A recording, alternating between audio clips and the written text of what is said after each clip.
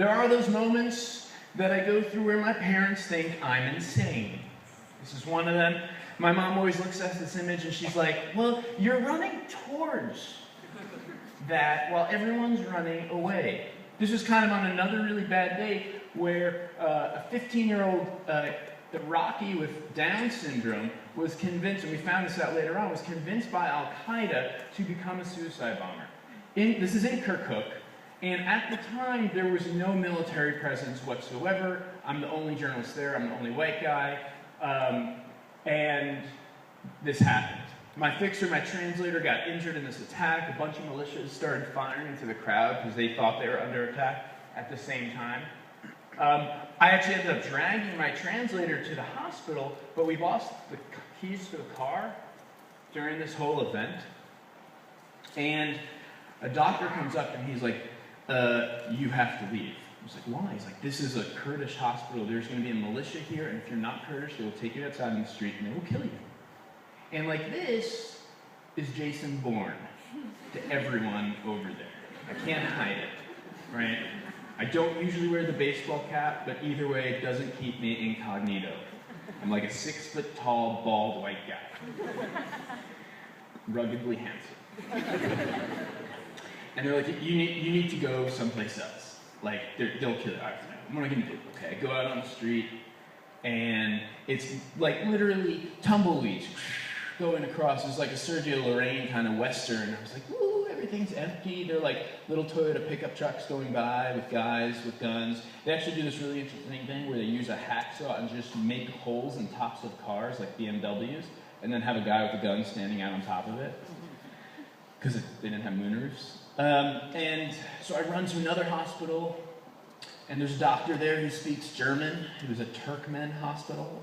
I don't speak German, but English and German is not really the same, and we just sort of tried to communicate, and he's like, you shouldn't be here either, and you should go over there to the police station. So I'm like, go in the street, I'm like running through alleyways. It's very like, you know, Black Hawk Down. And, except I don't have a gun, or body armor, just have my cameras. Get to this police station, they're like, we can't really protect you either. It's really not working out for me today. I called my wife, I'm like, I love you. I called my mom, I was like, I'm having an awesome day here in Baghdad. I didn't even tell her where I was. It's like, it's awesome. It's one of those few moments where I like thought this was it. I might as well make like a cool phone call. I used to torment my mom by going to a barber shop in Baghdad where all the hairdressers went. There was like one street where like gay Iraqi hairdressers hung out. And I would get like my 5 o'clock shadow, kind of Arab bearded trim every day. And I had a Libyan friend of mine, a photographer, whose first name was unfortunately called Jihad. That was his name. And last name Nega.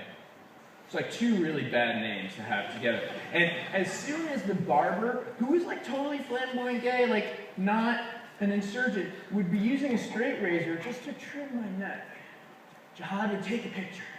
And I'd be like, I didn't email it to my mom. When this happened, I like called the New York Times, who I had worked with before, and I was like, I'm not in a good place. And they had a former SAS security consultant who's like, we'll find a way. And eventually I'm in a 2008 Dodge Charger in the boot.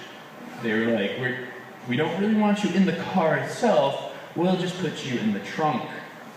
So I get in the trunk, I'm like, oh, that's great. Close it.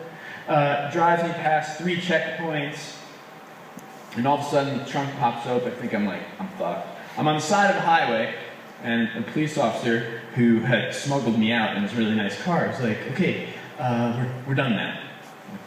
I'm on a highway. Like in a highway in Iraq. He's like, yeah. You can hitchhike. It's like, I think I'm the only American who's ever hitchhiked off the highway in Iraq. I was there, I like had my cameras in the bag, and I'm fuck, does this work here?